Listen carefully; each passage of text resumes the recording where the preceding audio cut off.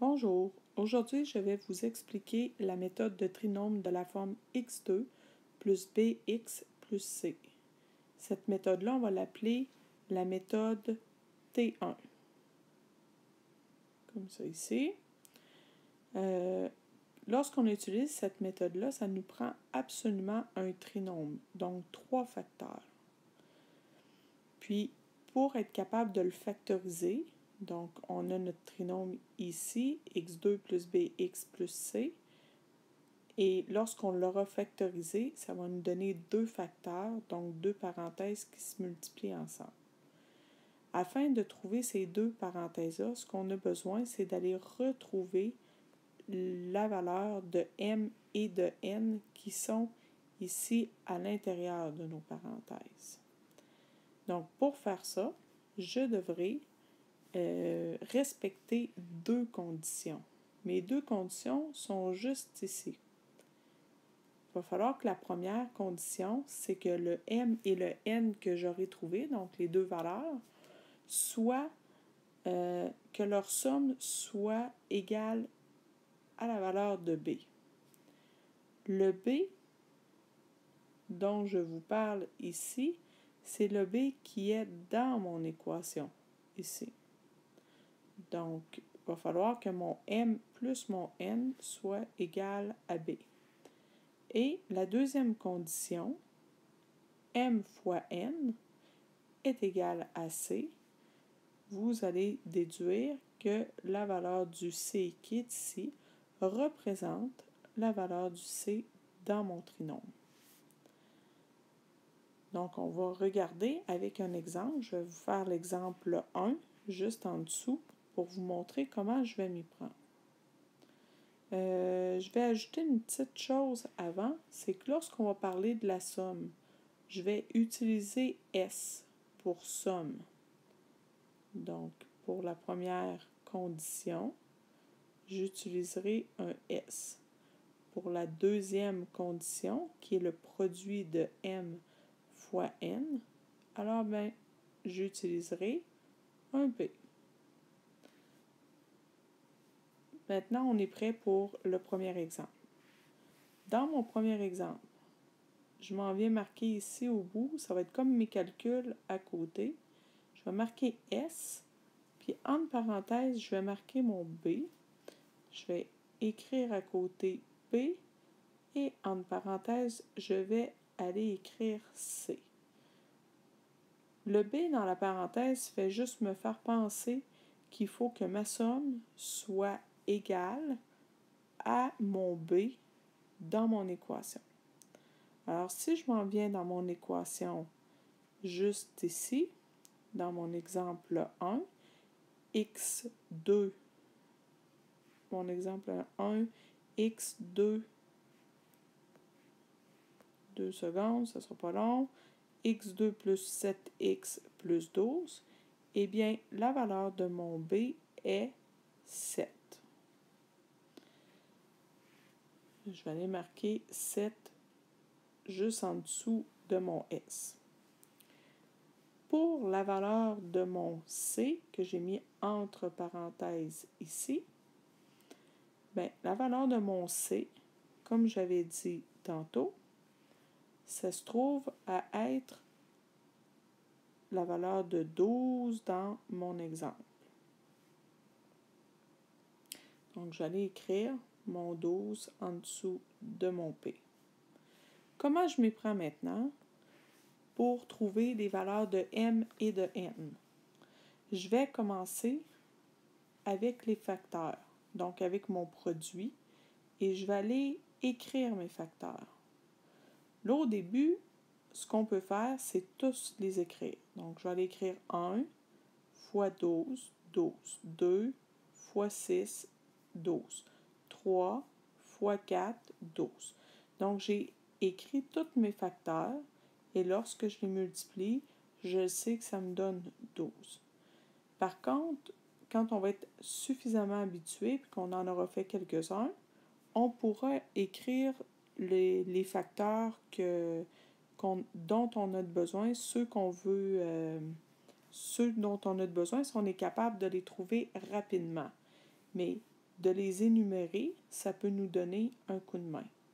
Moi ici, je sais que c'est 3 et 4 que je vais aller choisir parce que 3 et 4 respectent ma condition, ma deuxième condition qui me dit m fois n, donc m fois n est égal à c, respecte ma deuxième condition, puisque 3 fois 4 est égal à 12 et que 12 est la valeur de mon C. Et 3 et 4 respectent aussi la première condition. Donc, si je prends mon 3, que je l'additionne à mon 4, j'obtiens 7.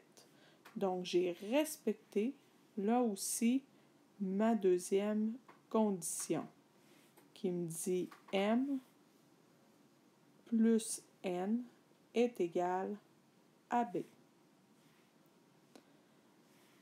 Là, le plus gros du travail est fait. Une fois qu'on a fait ça, on sait que notre valeur de m vaut 3 et que notre valeur de n vaut 4. Et ce qu'il me reste à faire, c'est d'aller écrire ma parenthèse comme je vous ai montré juste ici. Donc, mon équation x2 plus 7x plus 12, ces deux facteurs seront x et mon m vaut 3, donc plus 3, et x plus 4. Voilà, nous avons factorisé avec un trinôme de la forme T1. Si je désire, je peux aller me vérifier et la façon dont je fais pour me vérifier, c'est que je m'en viens défaire mon chemin en multipliant, en distribuant chacun de mes termes sur ma deuxième parenthèse. Donc, je vais multiplier mon x avec mon x avec mon x4, mon 3 avec mon x et mon 3 avec mon 4. Si j'arrive à l'équation de départ que j'ai ici à ma gauche, alors j'ai réussi. Si je n'y arrive pas, il faut que je vérifie c'est quoi mes erreurs que j'aurais pu faire en cours de route. Alors voilà pour la méthode T1. Je vais faire maintenant l'exemple 2 un petit peu plus rapidement. Donc, si on se souvient bien, on s'en vient marquer notre S en retrait un peu, notre P, et on va aller identifier la valeur qui lui correspond. Donc, la somme, dans mon exemple 2, mon trinôme, c'est x2 moins 6x plus 8. Alors, mon B, il représente moins 6. Et mon C, lui, représente 8. Comme je disais précédemment, on va commencer par les facteurs. Dans les exemples ici, je pense que je vais vous énumérer tous les facteurs pour vous donner un coup de main et vous faire comprendre comment on fait pour les choisir. Donc, 1 fois 8, 8. 2 fois 4, 8. Et c'est tout. Et là, il faut que je me pose la question, voici 1, si je prends 1 fois 8, 1 fois 8 me donne bien 8, mais 1 plus 8 ne donne pas 6, ne donne pas moins 6. Alors, c'est un peu, là, on s'en va à l'autre facteur. Dans ce temps-là, on va vérifier. Et là, on regarde, 2 fois 4 me donne 8, et 2 plus 4 me donne plus 6. Là, on se dit, je pense que je viens de trouver, sauf que ce qu'on veut obtenir, nous, c'est moins 6. Mais on a le droit, lorsqu'on a nos facteurs, d'utiliser, d'ajouter des signes devant. Alors, si je change mon 2 pour un moins 2 et mon 4 pour un moins 4 et que je les multiplie ensemble, donc si je multiplie moins 2 par moins 4, j'obtiendrai quand même 8. Et par le fait même, si j'additionne moins 2 plus moins 4, ensemble, j'obtiens moins 6. Alors, mes deux facteurs sont trouvés. La valeur de mon m et de mon n sont trouvés et ils respectent les deux conditions. Tout ce qu'il me reste à faire, c'est d'aller écrire mes deux parenthèses et d'écrire x moins 2 fois x moins 4.